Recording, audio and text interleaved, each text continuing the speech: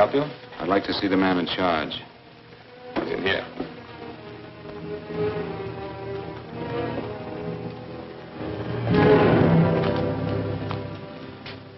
I want to report a murder. Sit down.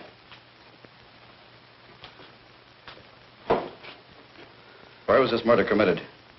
San Francisco, last night. Who was murdered? I was.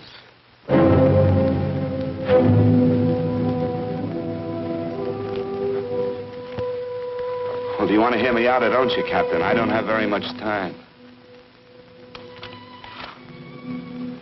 Your name Bigelow? Frank Bigelow? That's right. Answer the San Francisco APB. Send it direct to Inspector Bannon at Homicide. Tell him we found Frank Bigelow. Go ahead, Mr. Bigelow. Well, this involves some other people, Captain. A number of other people. You tell it any way you like. I live in a little town called Banning out on the desert. It's on the way to Palm Springs. I have a small business there. Paula? Yes, Mr. Bigelow? Get me a copy of Miss Hollis's 48 tax return, will you? Oh, you better get the 47, too. Yes, Mr. Bigelow. I don't think we took any depreciation on that new equipment last year. No, we didn't. I remember you said we could include it all this year. Sure we can. Hey, Frank. Yeah, well. Peterson says he wants a financial statement before he can give me my loan. Hello, Kitty. I will. Well, I'm leaving for San Francisco today, but I'll be back in about a week. I'll take care of it for you then. Sure is a scorcher, isn't it? Well, I've seen him worse. Well, have a nice time, Frank. Yeah, thanks, Will. Oh, why don't you come down to the place and let me give you another permanent? Makes your hair so much easier to manage in all this heat. I can't afford it right now. Maybe next month. Yeah, here it is. No, we didn't take it. Well, we can do it this year. You work it out any way you think fit. Have a nice trip, Frank. Sure, Kitty. See you when I get back. Bon voyage. Why don't you come down anyway, Paula? We'll work out a deal on that permanent. Thanks. Maybe I will. Hello? Oh, hello, Mr. Hawkins. Just a moment. Do you want him to send your ticket over? No, I'll pick it up myself. No, never mind. Mr. Bigelow will pick it up at the station. Bye.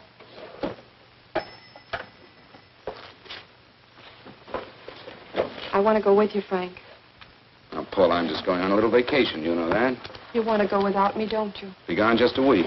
And I suppose you've just made up your mind to take this little vacation at 9 o'clock this morning? No, Paul. I meant to tell you about it a few days ago. I guess I forgot. Oh, you forgot. Paula, don't be like that. Don't be like what? You just drop a little announcement that you're going away. Not tomorrow or next week or next month, but today. No explanations, nothing. And I'm supposed to swallow the excuse that you need a little vacation. I just want to get away from town for a few days, that's all. Get away from this town or get away from me. Oh, Paula, please try to understand. How can you ask me to understand anything like this? No, I'm sorry, but I don't understand. Go to San Francisco, but don't expect me to be waiting for you when you get back.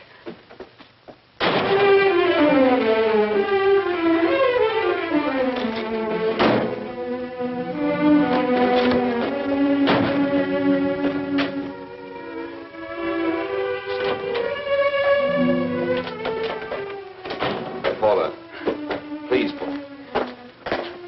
Come on, turn around, look.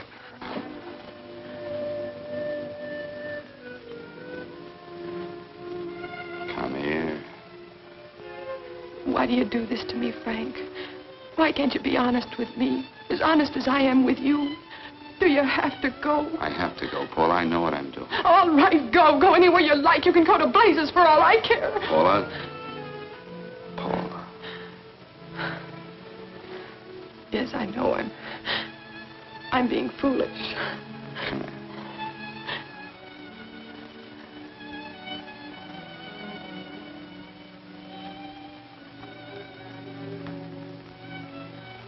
Come on, fix your face. We'll go down to Eddie's and have a drink.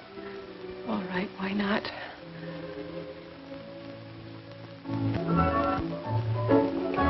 Hi, Paula. Hi, Eddie. Give us a couple of cold beers, will you? Coming up.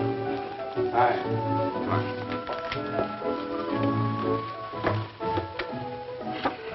What a relief. This air conditioning feels good. I sure wish we had it in the office. It'd make working a pleasure. Well, if it stays this hot, don't bother going in the rest of the week. I win 2 races today. How many did you lose? And you would have to ask that. Kind of early for you two, ain't it? Too hot to work. That's what I like to hear.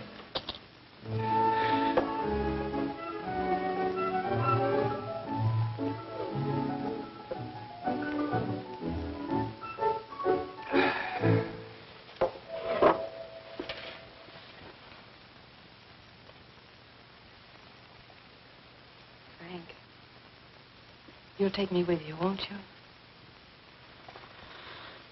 You will, won't you? Or am I crowding you? What do you mean, crowding me? Maybe you do need this week away alone.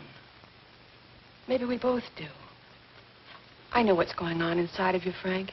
You're just like any other man, only a little more so. You have a feeling of being trapped, hemmed in, and you don't know whether or not you like it. Look, Paula, I'm going to be honest with you. I care too much for you not to be honest with you. I'm as much concerned for your happiness as I am for my own. I know you've had one bad experience, Frank. I know all about it. But you don't know what it can do to 2 people, Paula. And the woman always gets hurt more than the man. I don't want you to get hurt, darling. More than anything in the world, I don't want you to get hurt.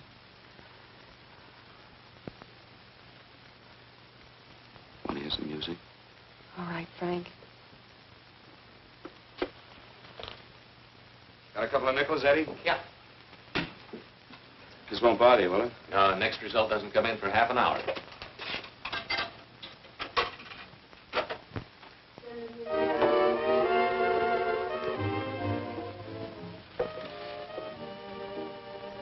I thought that by now we'd be married. No, I'm not going to crowd you anymore, Frank. Go to San Francisco. I don't like it, but I'm convinced that you must go. I want you to be very sure, Frank. If it's right, and I believe it is, we'll have something really wonderful together. If it isn't, we should both know it as soon as possible. So you see, even if I could stop you, I wouldn't do it now.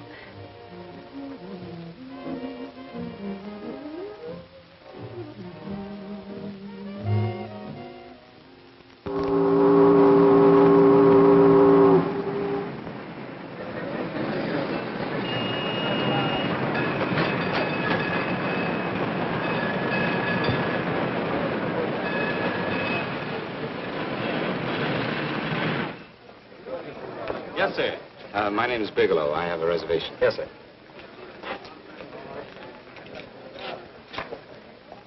Here we are, sir. My name is Bigelow. I have a reservation. I have it, sir. It's a very nice room on the 6th floor, facing the bay. Boy, this might help you enjoy your stay, Mr. Bigelow. It's a little booklet on how to have fun in San Francisco. Oh, thank you. Very welcome, sir. Thank you. Say, is it always like this around here? No, this is market week, and it's the last day, too. Boy, always around until you need him. Oh, 517? Thank you. Here's a message for you, Mr. Bigelow. Long-distance call came in about an hour ago from Banning, from a Paula Gibson. Oh, thank you. Very welcome. Show Mr. Bigelow to 618. Right this way, Spy.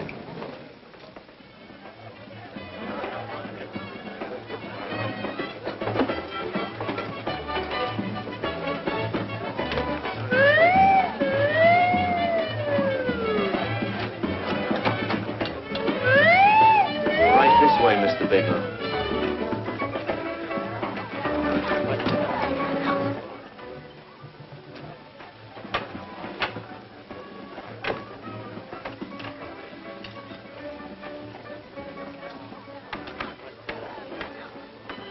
Is there anything else, Mr. Bigelow? Oh, yes. You can get me a dry Manhattan and a package of razor blades. Yes, sir. Thank you.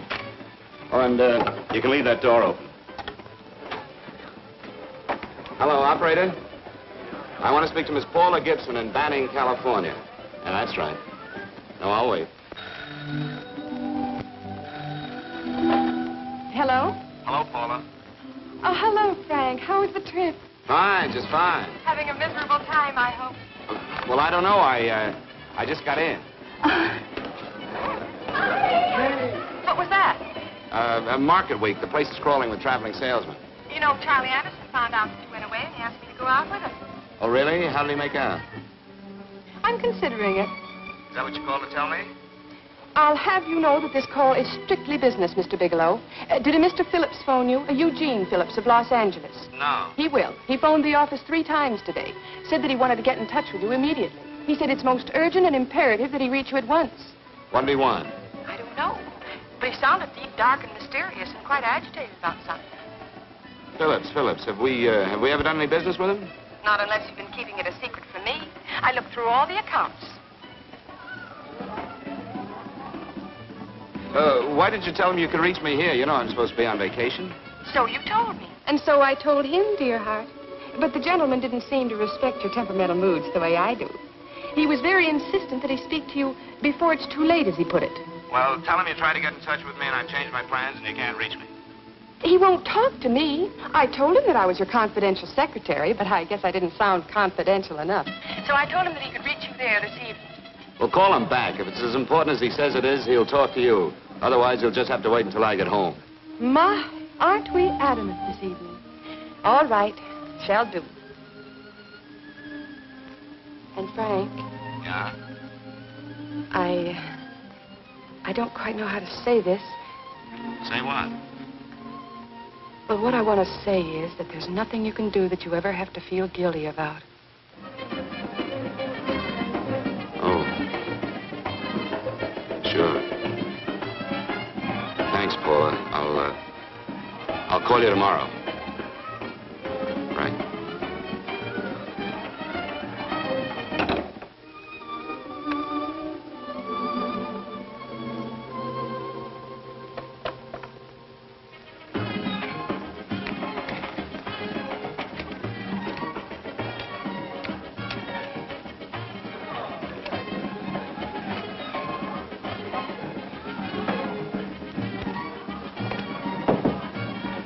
Just put it there, please. You can keep the change. Thanks very much. Say, how long has this been going on? Oh, it's been a madhouse all week, but they check out tomorrow. Oh? I thought you were with them. No, I'm just here on a vacation.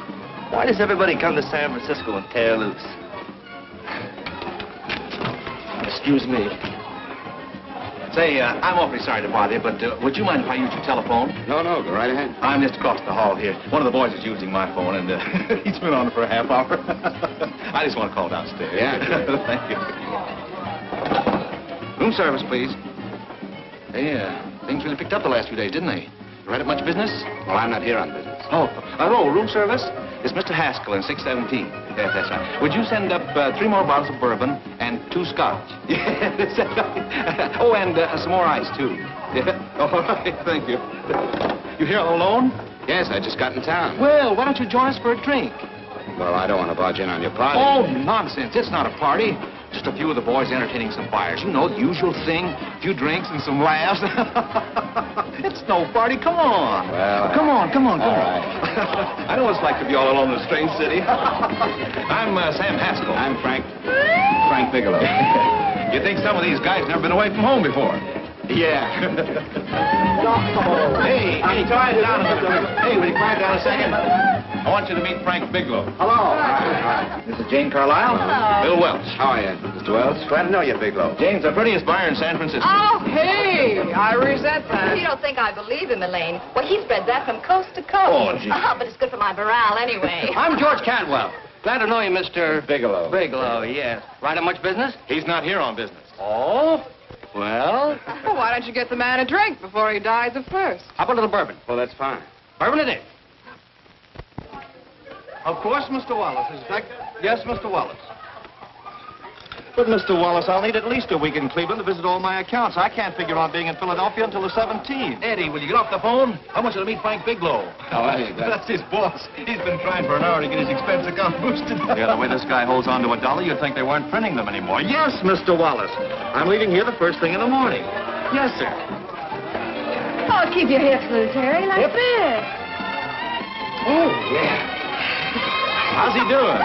Oh, there's nothing wrong with Harry's drummer. The 2 years ago at the Murrays wouldn't shoot. Hey, now, wait a minute. I was doing all right there. This is Sue and Harry Brandon. Hello, good to sir. meet Glad you. How are you? Where'd you find her, Sam? On a dance marathon? Oh, perfect. Oh, Really? Say, I'll bet you could do the rumba. Well, a little, but I'm kind of rusty. Anything would be an improvement after Harry. Oh, how do you like that? Well, here goes.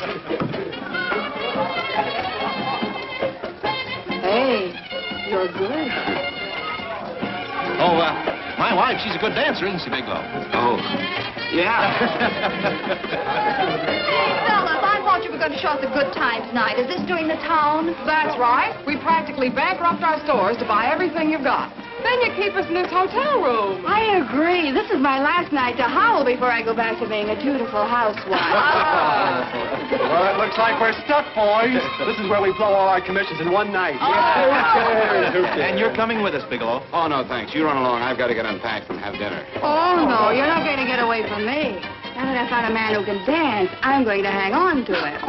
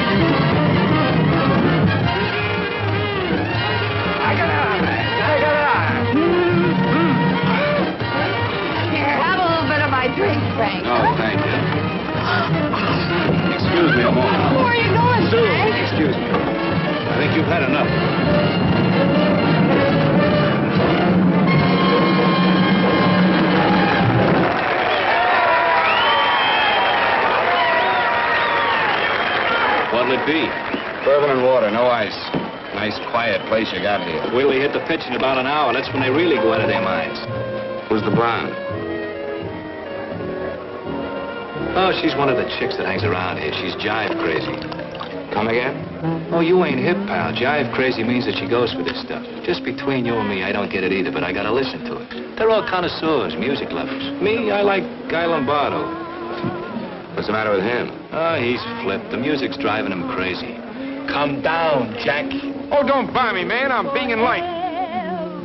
Is the blonde alone? Oh, sure, society. She always comes in alone. Drives a big convertible, wears a mink coat, but knows everybody. But she always comes in alone. Thank you. I wanted to kiss you. I tried to... Give me another blast, Leo. What's your story, Jeannie? Easy.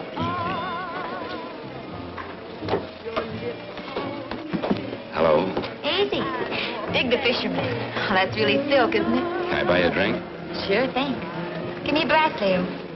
Leo, I left my flask at the other end of the bar.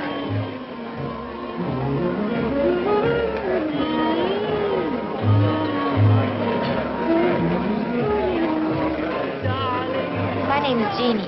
What's yours? Frank? I've never seen you here before, Frank. Well, I've never been here before.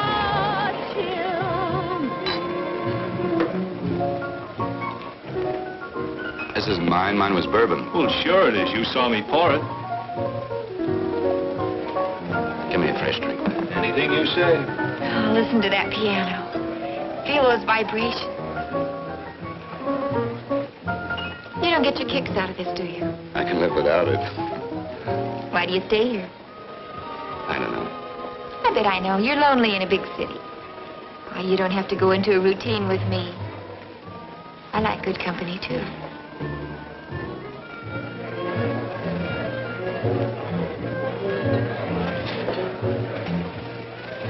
Say, there are some people there I want to avoid. Couldn't we get out of here? Let me think about it. Oh, come on. How about going somewhere else, then? Why don't you meet me later? Okay. Where? I tried to forget you, but you whispered, darling, I love. Call me at that number later. It's my next stop. They've got a band there that'll really send you. See you, Jeannie. Easy.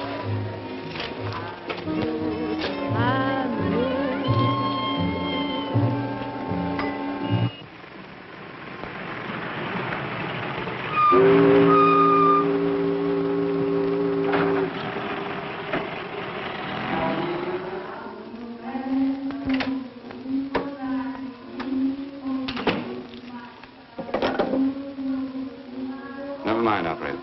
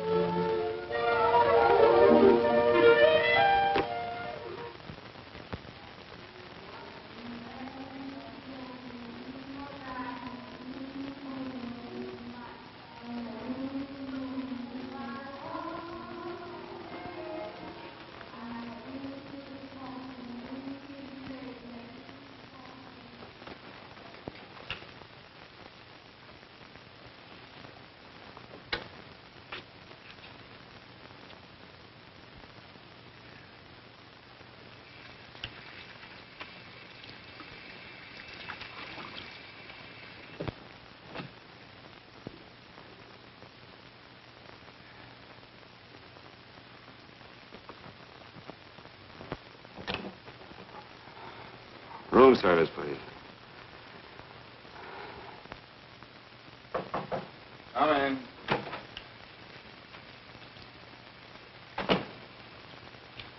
Be right with you, waiter. Yes, sir. Rest well, sir? Yeah, sure. May I? Go ahead. It's on there for you. Thank you, sir. Would you like anything else? Oh, thank you, that's all. Waiter. Yes, sir. Take this away. Is there anything wrong, sir? No, just take it away. I don't even want to look at it. Are you all right, sir? Yeah, sure. All right, I just had too big a night, I guess, that's all. Need some fresh air. Of course. Thank you, sir.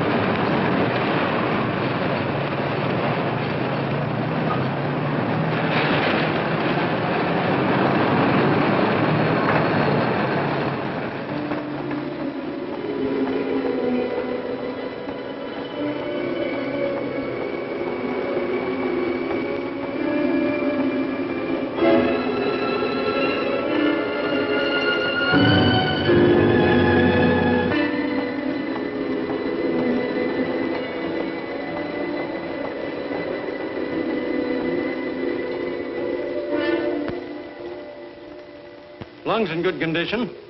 Blood pressure normal. Heart fine. Well, it's a good thing everybody isn't like you, Mr. Bigelow. Put us doctors out of business. I'm glad to hear it, Doctor. I was a little worried. Don't let a little bellyache worry you. Could be just the change of climate. Well, it isn't exactly an ache, Doctor. It's kind of hard to describe the feeling. Maybe it was the drinks I had last night. I might have mixed them too much, huh? Let's have another look at that throat. You may finish dressing now, Mr. Bigelow. I want to get the results of those tests we took. Thank you, Doctor.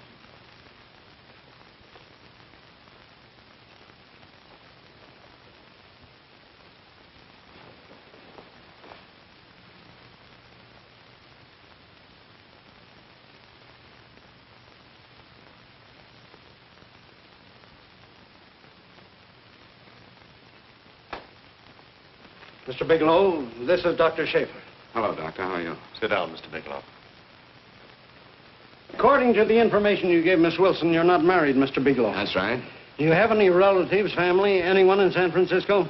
No, no one. I don't know a soul in San Francisco. Where is your home? What is this, Doctor? Why all the questions? You're a very sick man, Mr. Bigelow. Sick? But you told me I was in good shape. Yes, I know. But my preliminary examination didn't reveal your true condition.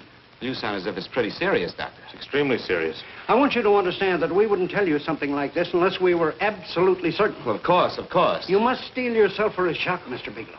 Well, go on, Doctor. What is it you're trying to tell me? Our tests reveal the presence in your body of a luminous toxic matter. What is that exactly? A poison that attacks the vital organs. Poison? We have no alternative but to tell you this. Your system has already absorbed sufficient toxin to prove fatal. I wish there was something that we could do. What do you mean, wish? You mean there's nothing? There is nothing anyone can do. This is one of the few poisons of its type for which there is no antidote. Well, this is fantastic. This is the most ridiculous thing. You don't have very long. What do you mean? A day, possibly a week, 2 weeks at the outside. It's hard to say exactly. Well, this is impossible. I don't believe it. You've made a mistake. That's it. It could be a mistake, couldn't it? You have made a mistake, haven't you? Answer me. Dr. Schaefer is an authority on toxicology. Been no mistake, Mr. Bigelow. Do you realize what you're saying? Well, you're telling me that I'm dead. Do you think you can explain my life away in just a few words? Why, I don't even know who you are. Why should I believe you? You must calm yourself, Mr. Bigelow. We want to offer you every assistance that we... Assistance? Who wants your assistance? Who wants anything from you? You're nothing but a couple of phonies. Why, I think you're crazy. That's it. You're crazy. The both of you. You're crazy.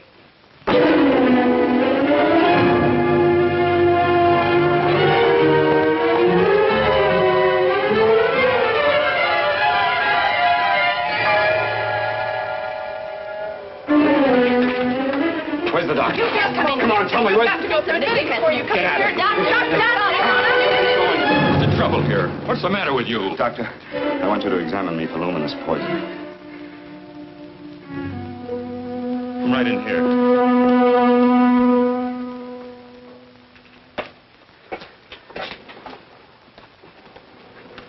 Yeah, you've got it all right. Your system has already absorbed it. Are you sure, Doctor?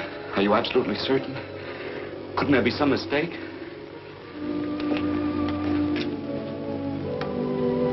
There it is. Toxin is actually luminous in the dark. Now, there's no doubt about it, Bigelow. I don't feel sick. My stomach is just a little bit upset. Maybe it's not as bad as you think, Doctor. That's characteristic. With a heavy jolt, you go suddenly in a matter of hours. But if the stuff is taken in a lesser degree, you last a while, and then...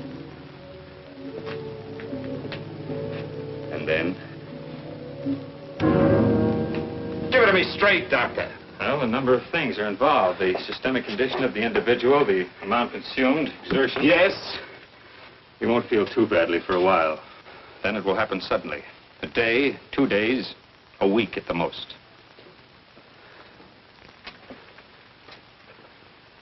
A day? 2 days? There's nothing that can be done now. If it had been caught in time, your stomach could have been washed out. But you've had it in you for some time now. For at least 12 hours, haven't you, Bigelow? I don't know. You don't know? No. Don't you know how you got it? No. This is no accident. Somebody knew how to handle that stuff. That wax is tasteless, odorless. And the amount of alcohol in your body, you must have got it in liquor. I was drinking last night.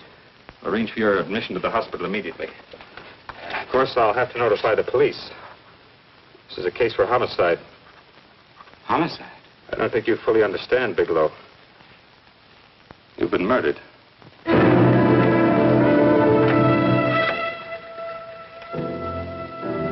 Get me police headquarters, please.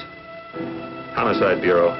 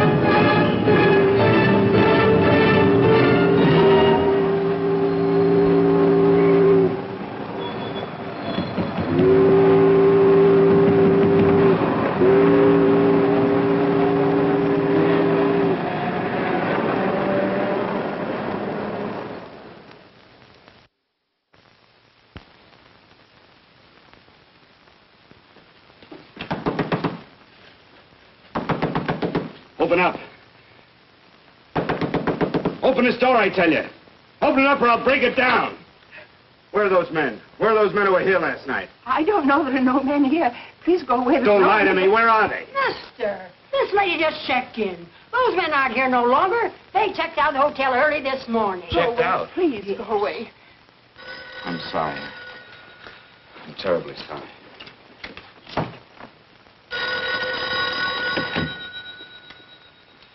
Hello? Please, Mr. Bigelow, my eardrums. Oh, hello, Paula. Your enthusiasm overwhelms me. Why haven't you phoned me? Or is there a quota on telephone calls up there?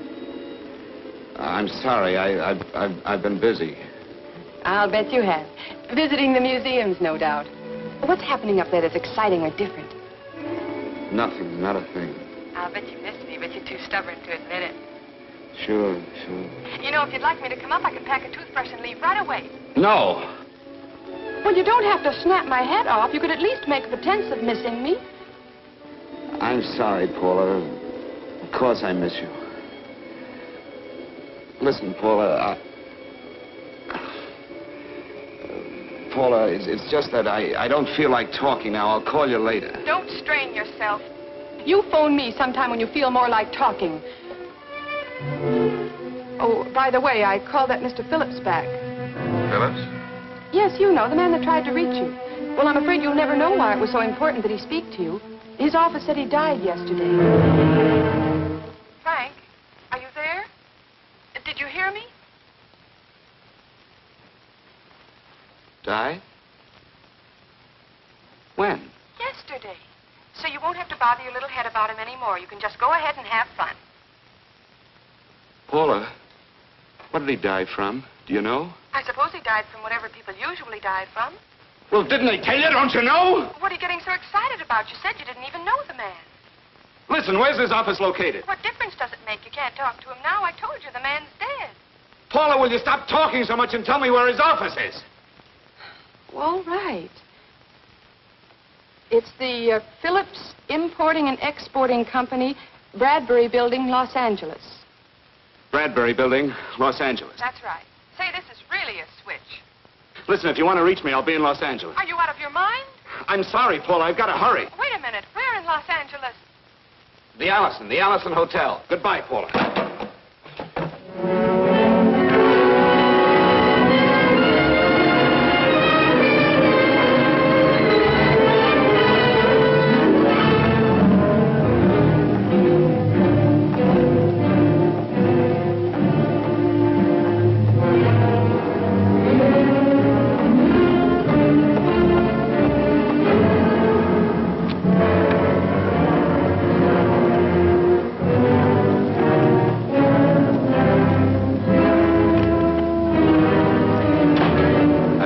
Someone in charge here. What is it in regard Well, it's a personal matter. It's quite urgent. Perhaps Mr. Halliday can help you. Who's he? He's our controller. Your name, please? Bigelow. Mr. Bigelow to see you. Send him in. Go right in, please. That door.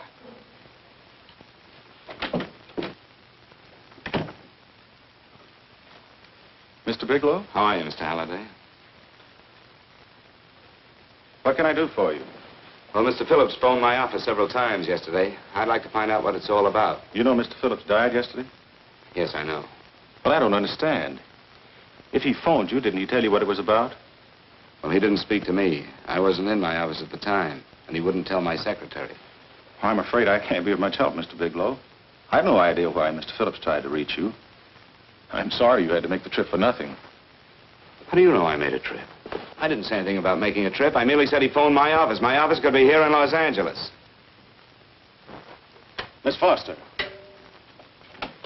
Yes? didn't you mention something yesterday about Mr. Phillips speaking with Mr. Bigelow in San Francisco? I said that he had phoned Mr. Bigelow's office in Banning, but that Mr. Bigelow was staying at the St. Francis Hotel in San Francisco. I'm sorry you misunderstood me. Do you know why Mr. Phillips called? No, I don't. All right, thank you, Miss Foster. You can understand that we've been somewhat upset around here. Now, if you don't mind,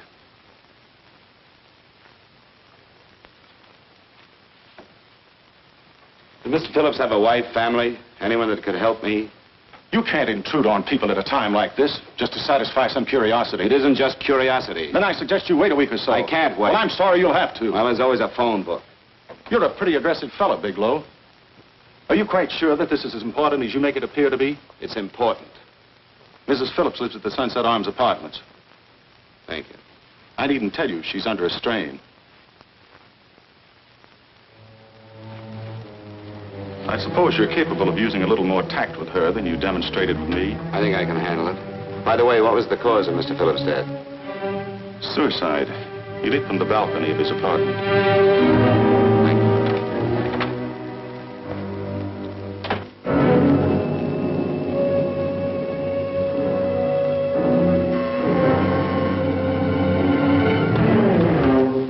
Come in, Mr. Bigelow.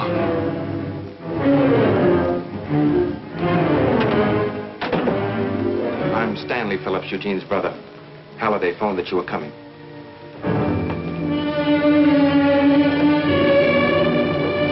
This is my sister-in-law, Mrs. Phillips. I'll try to make this as brief as possible, Mrs. Phillips.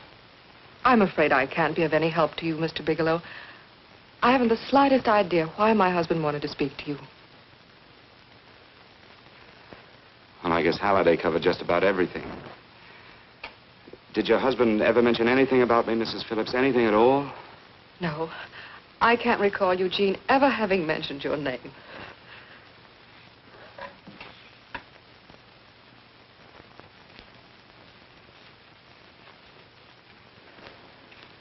I hate to ask you this, Mrs. Phillips, but it's of vital importance to me. Do you know why your husband committed suicide? Oh. You're certainly not the most diplomatic person in the world, are you, Bigelow? Were you a friend of my brother's? I never met him.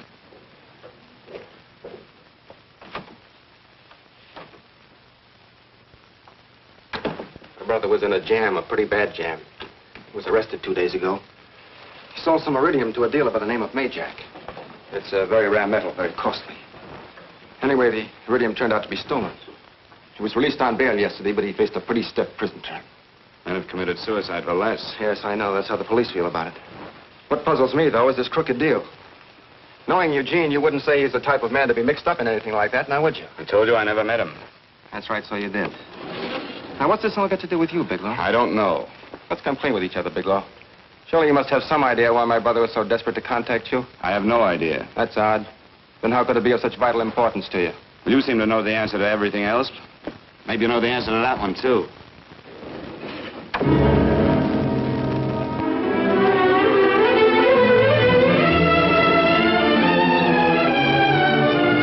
There's a message here for you to call operator 82 at Banning. Oh, thank you.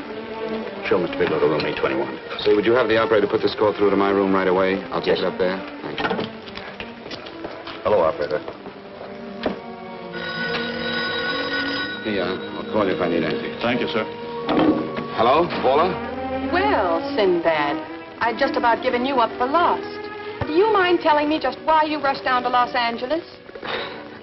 I can't explain it to you just now, Paula. I just can't explain it. What's going on, Frank? You don't even sound like yourself. Well, I'm just a little tired, Paula, that's all. But I miss you. Oh, Frank. I can't tell you how good it is to hear you say that. And here I was worrying that I'd lost my charm. When are you coming home, Frank? Soon, Paula. I'll be home soon. I'll go right out and get myself a permanent so I'll be pretty when you see me. Hey, guess what? I found that Phillips name in your notarial ledger.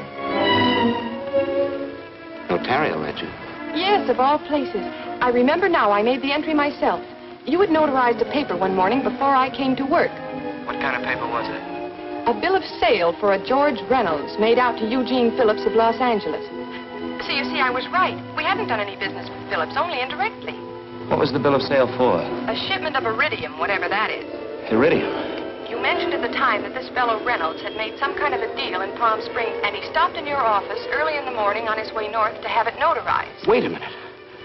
Wait a minute, George Reynolds. That was about 6 months ago, wasn't it? That's right, 6 months ago. Thanks, Paul. Oh, goodbye. Goodbye. Hello, operator. Get that number back for me.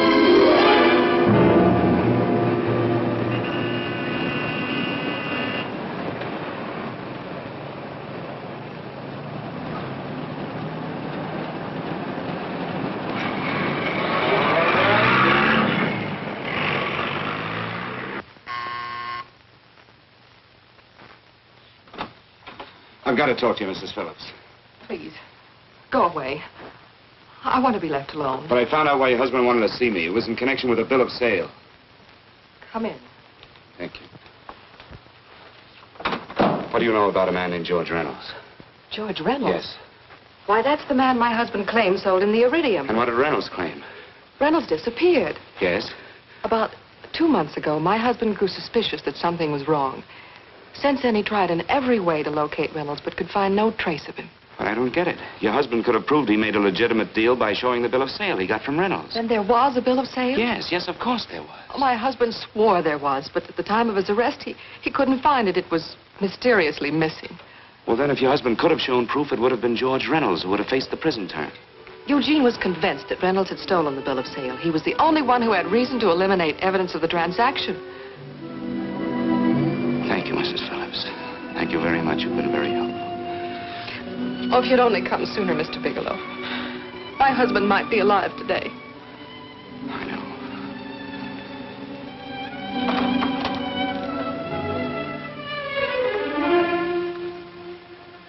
The only thing that puzzles me, Miss Phillips, is that you haven't asked how I knew there was a bill of sale.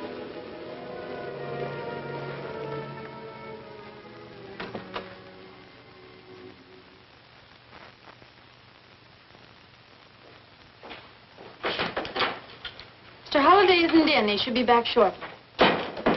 I think you're the one who can help me, Miss Foster. Mr. Phillips tried to reach someone else before he called me yesterday, didn't he? Why don't you ask Mr. Holliday? Obviously, Mr. Holliday wasn't here yesterday, or he wouldn't have had to learn from you that Phillips called me. And you're the logical person to know who else Phillips called. I don't believe that's any of your business, Mr. Bigelow. Don't think you're revealing anything confidential, Miss Foster. I know that he tried to reach somebody else. Mrs. Phillips told me. You're bluffing, Mr. Bigelow. I don't know what you're after, but you're trying to trick me. Mrs. Phillips didn't tell you a thing. How do you know that? Mrs. Phillips knows nothing about it. She doesn't.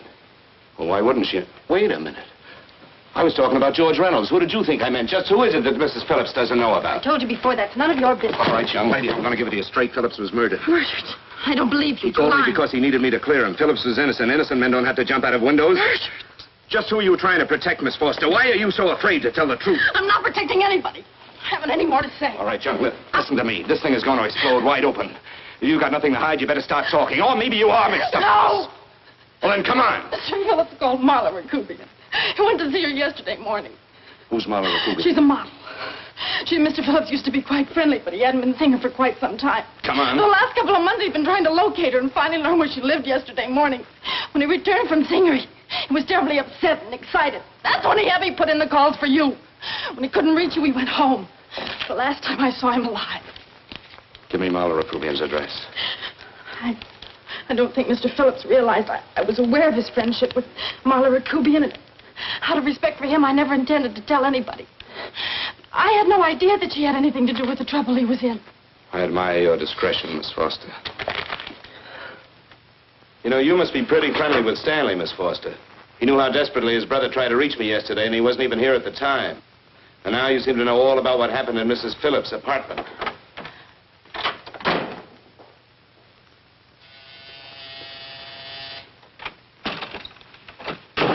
Miss Rakubian? Yes? What do you want? Get out of here or I'll call the Go police. ahead, call him.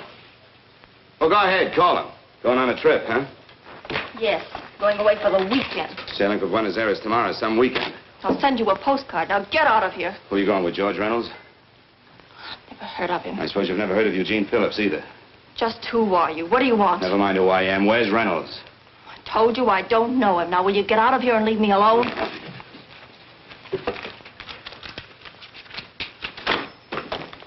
So you never heard of George Reynolds, huh? And don't try to tell me that this isn't him because I've seen him. If you think you can scare me, you're crazy. Look, I know that Phillips came here yesterday. And right after he left, he was pushed out of a 6-story window. Pushed? Phillips committed suicide. Your playmate Reynolds murdered Phillips. Then he went up to San Francisco to get me. Because I knew about a certain bill of sale. I don't know what you're talking about. You're in this right up to your pretty little neck. I'm not mixed up in anything. Get your hands up. Drop that picture on the couch. Turn around. Don't get any ideas because I'm not afraid to use this. Give me your wallet.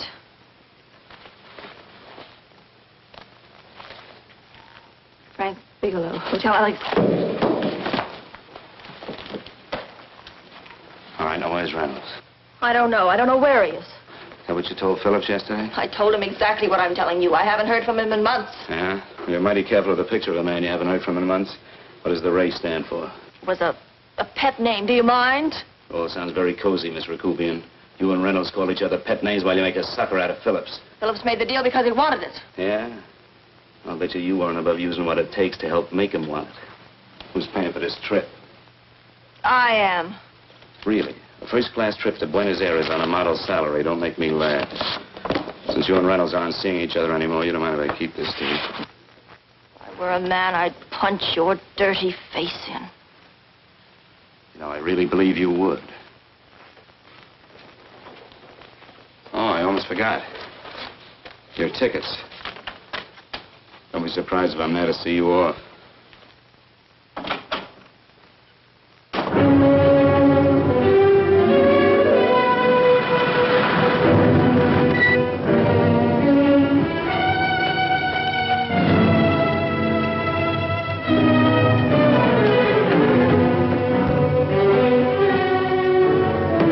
Angelo. Angelo! Oh, Angelo. Do you remember taking this picture of George Reynolds? I take so many pictures, I can't remember them all. This gentleman is a friend of his and would like his address. We have no card on him. I don't think we ought to do that. He's willing to pay $20 for it. That's the paper we used last year. Of course, you understand, we usually don't give out the information about our clients. I know, you're a couple of high-class fellas. Thank you. Revealing anything confidential is against the ethics of our establishment. That's right. Honesty is the best policy. Of course. But in your case, inasmuch as you're a personal friend of Mr. Reynolds... Thanks. I knew you'd come through. Got it. Here it is. We don't have his address. He must have called for the picture. But he couldn't have been a very good friend of yours, mister, because his name is not George Reynolds. It isn't? Well, what is it? It's a... Oh, huh? Oh. Yeah. It's Raymond Rakubian. Rakubian? What's so unusual about that? The picture's signed Ray, isn't it? Yeah. Yeah.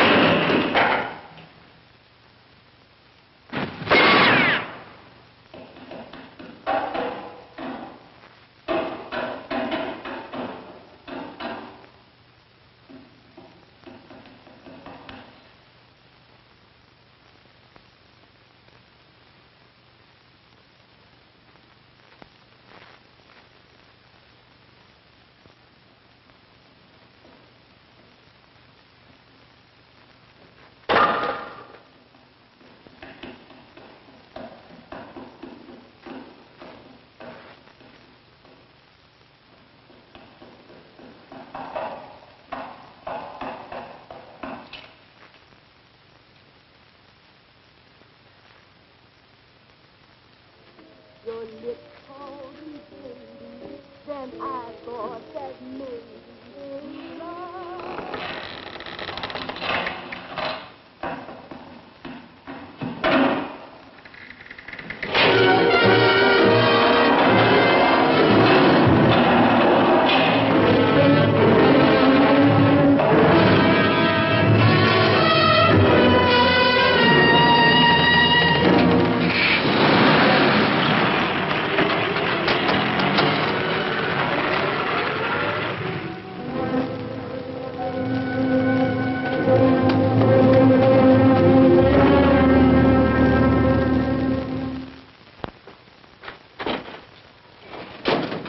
Bigelow, are you all right?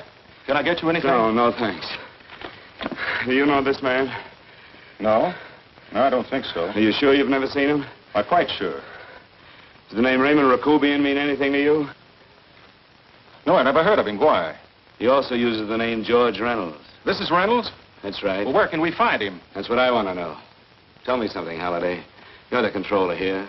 How come you didn't know about that bill of sale? Phillips made that deal before I came to work here. Yeah, but you still keep records, don't you? For some reason, which is none of my business, Phillips preferred to keep that among his personal papers. Now, does that answer your question? You came in here today asking for some information that you needed, and I tried to be as cooperative as I could. But now you're beginning to annoy me. So get out before I throw you out.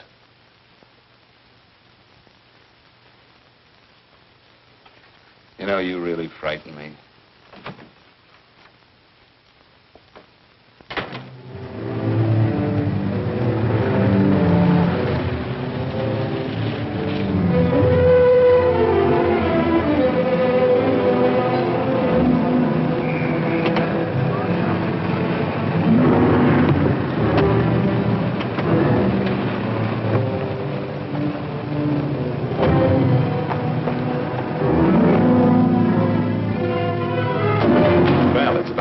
showed up, Bigelow. Go ahead, Dave.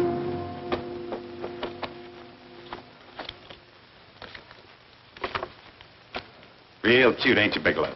Just real cute. Paula didn't lose much time getting a hold of you guys, did she? Shut up. Let's go, Bigelow. Look at him. He can't take it. Soft in the back. You do that again and I'll kick your face. Lay off, Chester. Cut it out. Shut up! Who asked you? Better let him answer. The clerk might know he's in. Go ahead, Bigelow.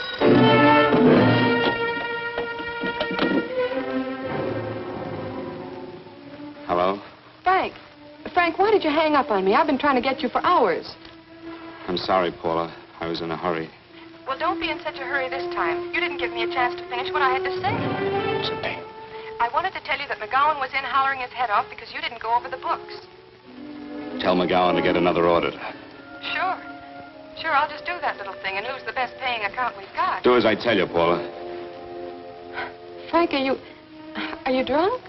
Paula, how much we got in the bank? About $2,200. Draw it out tomorrow. Sure. Then what do? Skip town without paying our bills? Forget the bills. You know that coat you always wanted? Buy it. You are drunk. You know, if I didn't have such a good character, I'd be tempted to take advantage of your intoxicated state, Mr. Bigelow. I'm not drunk, Paula. Well, then don't tell me that one day away from me can affect you this way. Cut it short. Paula, Yes? I'm sorry I left you. I never realized how much I love you. But I know it now.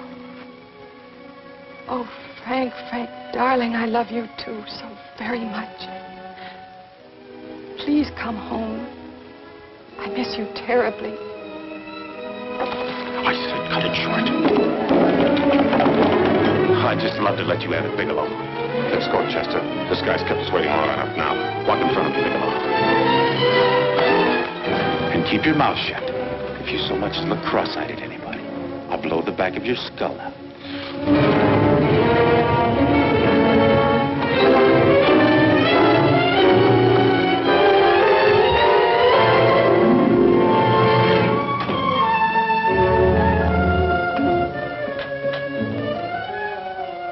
Bigelow's real cute. He wanted to get tough with Chester. He don't know Chester. Did you get the picture? Don't I always get what Mr. Majak sends me after? Majak? That's right. I'm the dealer who bought the iridium from Phillips. I get it. You have Rakubian unload stolen stuff on Phillips with the help of Marla here, and then you buy it back from him. Oh, you certainly made a sucker out of Phillips. What is it, Mr. Bigelow? Exactly what is on your mind? I'm looking for Raymond Rakubian. What? Well, now, Marla here has told you everything else. I'm sure she must have told you that, too. You don't expect me to believe this conversation. So, what is on your mind? I mean, underneath. You forced your way into my affairs, and now I want to know why. I just told you. I'm looking for Raymond Rakubian. Don't get cute. I'm just itching to work you over. Soft in the belly. Can't take it. See what I tell you?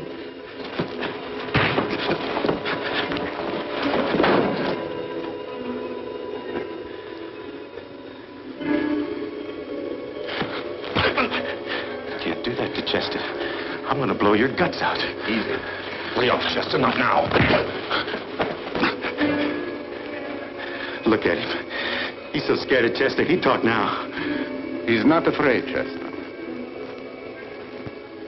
You can tell from a man's eyes when he is afraid. Look at his eyes.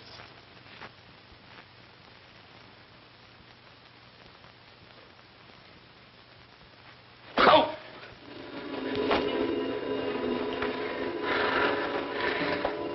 I'm telling you, Majak, you better keep him away from me or he's really going to have to use that gun. Go away, Chester, please.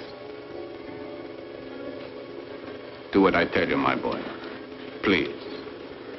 And help Dave. Joe. You're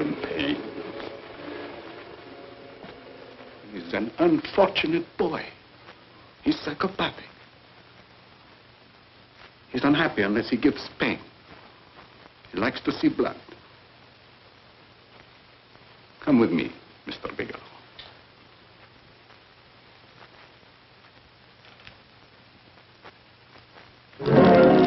Raymond Rakubian was my nephew. He could not possibly have tried to kill you. He's been dead 5 months.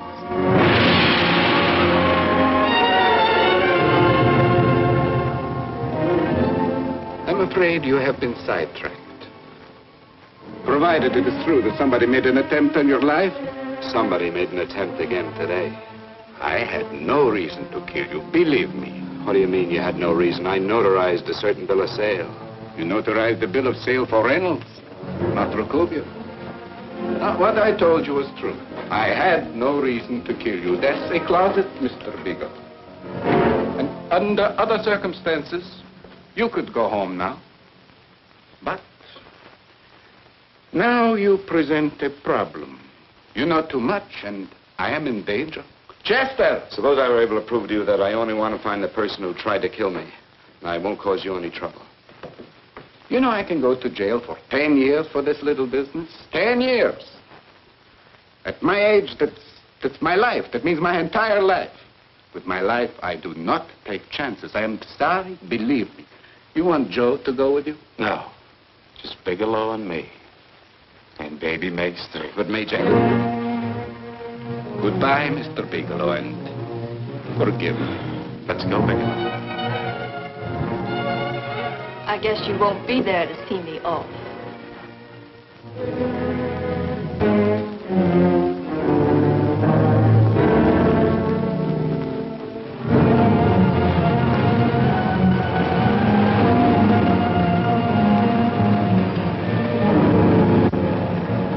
You tried to make a boob out of me in front of Major. You shouldn't have done that, Bigelow. I don't like that. I'm going to enjoy this, Bigelow. I've done jobs like this before. I knocked off guys I could like. But I don't like you, Bigelow. I never liked that puss of yours from the minute I seen it. Yeah. I'm going to enjoy this.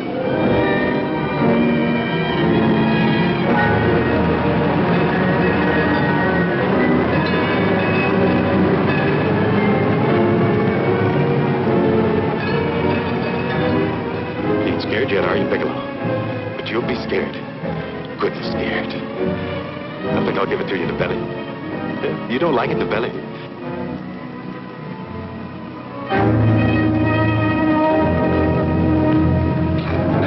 Good. Try it. I'd just love you to try it, Bigelow.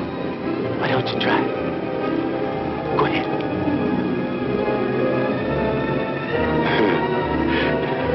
Didn't have the nerve, did you, Bigelow? I think I'll give it to you right in the belly.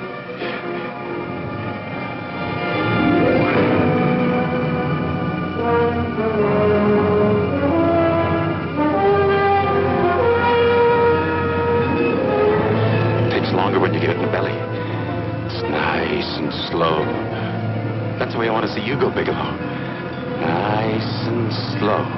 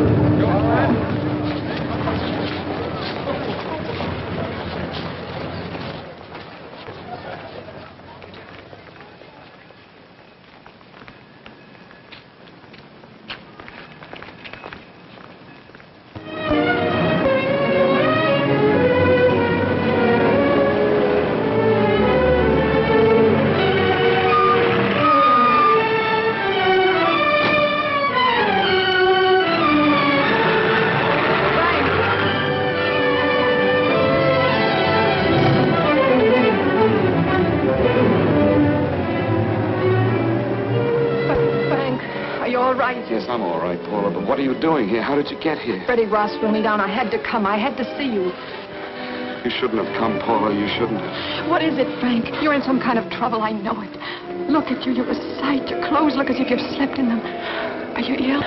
You are. You're feverish. I'm all right, Paula, and I'm not in any trouble, believe me. You're lying, Frank. Right after I spoke to you, I got a phone call from the San Francisco police. They asked if I knew where you were. You didn't tell them anything, did you? Of course not. It was the homicide detective that called. What is it, Frank? If you're in any kind of trouble, you certainly can trust me. Look, I'm not in any trouble with the police, Paula, believe me. But you can't stay here. You've got to go back to Banning right away. No, I won't go, Frank. I won't. I'm staying here with you. Paula, it's better that you go back, believe me. Why? What's this all about? What have you got to do with this Phillips and Reynolds? Phillips was murdered. What could that possibly have to do with you? All you did was notarize a paper. You've notarized hundreds of papers. I know. All I did was notarize one little paper out of hundreds. Frank, you frighten me. You don't even act like yourself. I know that you're in trouble, that something is wrong, that you're in serious trouble.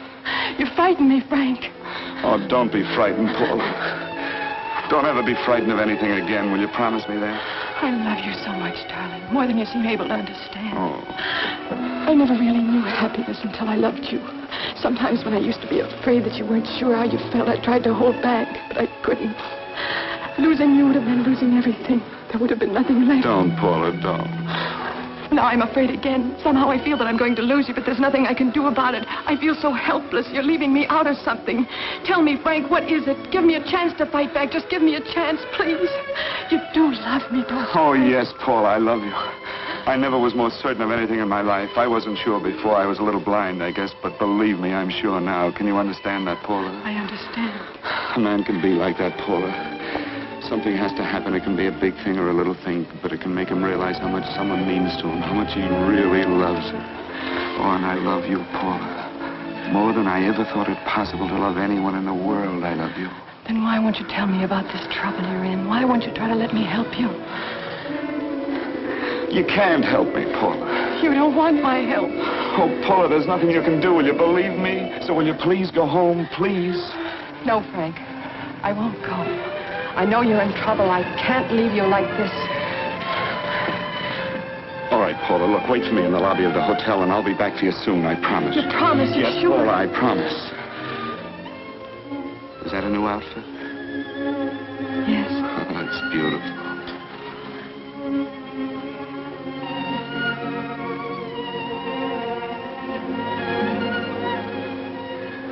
You'll come back to me, won't you, Frank? Yes, Paula, I'll come back, I promise. Please hurry, darling. Oh, I love you. I love you, Paula.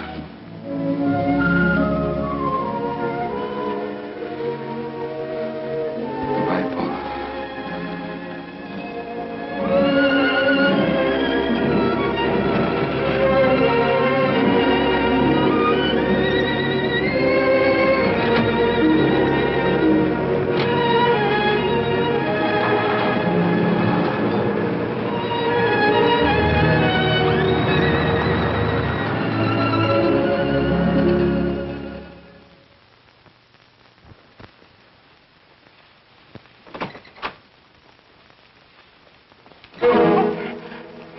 Stanley here?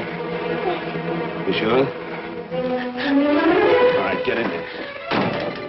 Now get Stanley on the phone. Tell him to come over here right away. Use any excuse you want. What are you going to do? What was Stanley going to do when he used me for a clay pigeon today? I don't know what you're talking about. Don't act innocent with me. I fell for that once. I don't know what you mean. I told you everything you wanted to know this morning. Yeah, you told me just enough so I'd get sidetracked and wouldn't know that Stanley was the one I was after. Stanley? Oh, no. You and Stanley have been together on this from the start. Now, come on, get on that phone and call him. Don't let him know I'm here. Bigelow.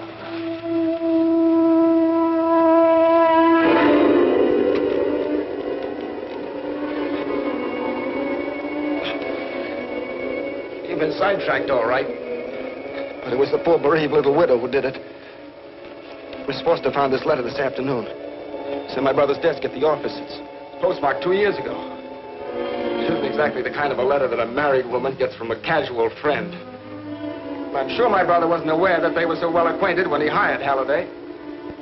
What's the matter with him? all right since dinner. Where did he have dinner? At Mrs. Phillips' apartment. Halliday was there, too, and Stanley confronted them with that letter. Did you have anything to drink? Yes, why? How long ago? Half an hour ago, just before I came here. Miss Foster, get on the phone, call the emergency hospital. Have them get an ambulance over here right away. What? Tell them to prepare a stomach wash for luminous poisoning. Luminous poisoning? Come on, do what I tell you. You may still have a chance to save his life. Go on.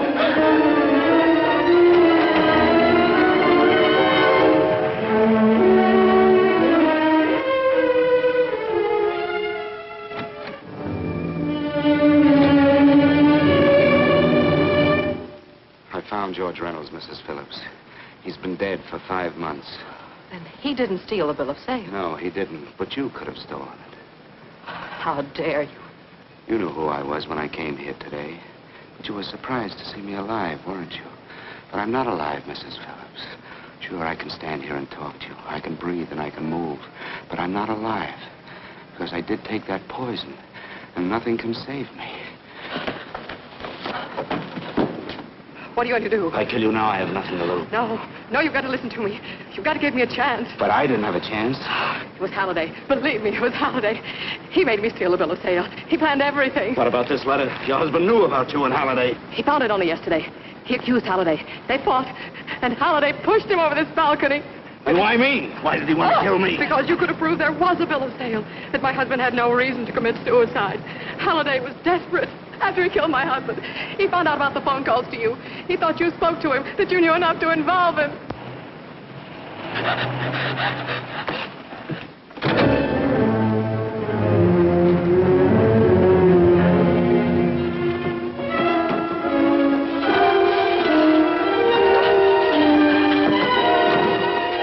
Where's Halliday? Where is he? He's in the office. This time you don't walk him.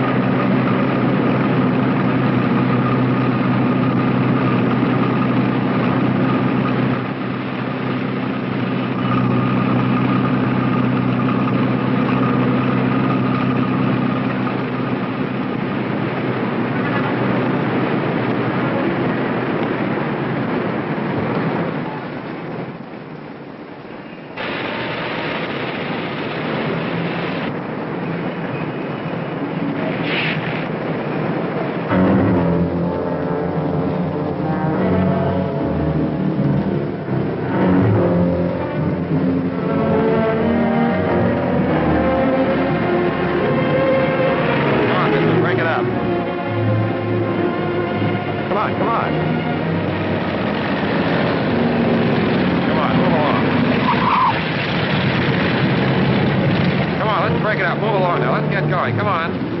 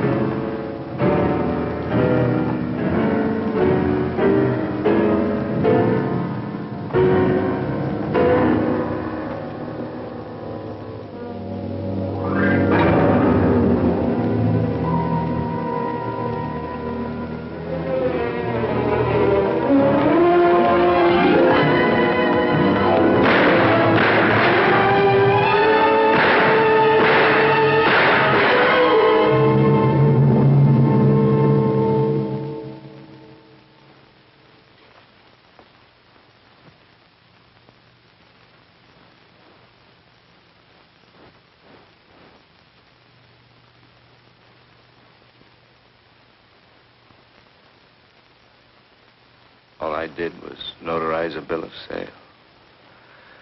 But that piece of paper could have proven that Phillips didn't commit suicide. He was murdered. And that's why Halliday poisoned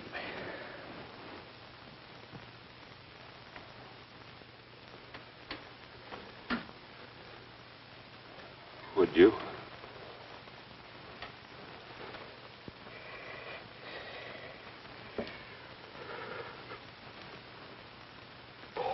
Paula.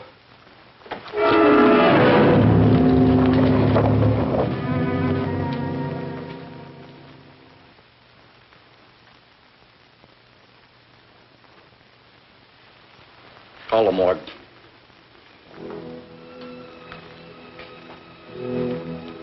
Johnson, you go to the Allison Hotel, find Paula Gibson. Don't tell her anything. I'll break it to her.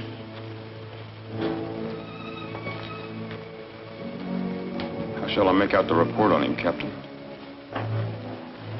Better make it dead on arrival.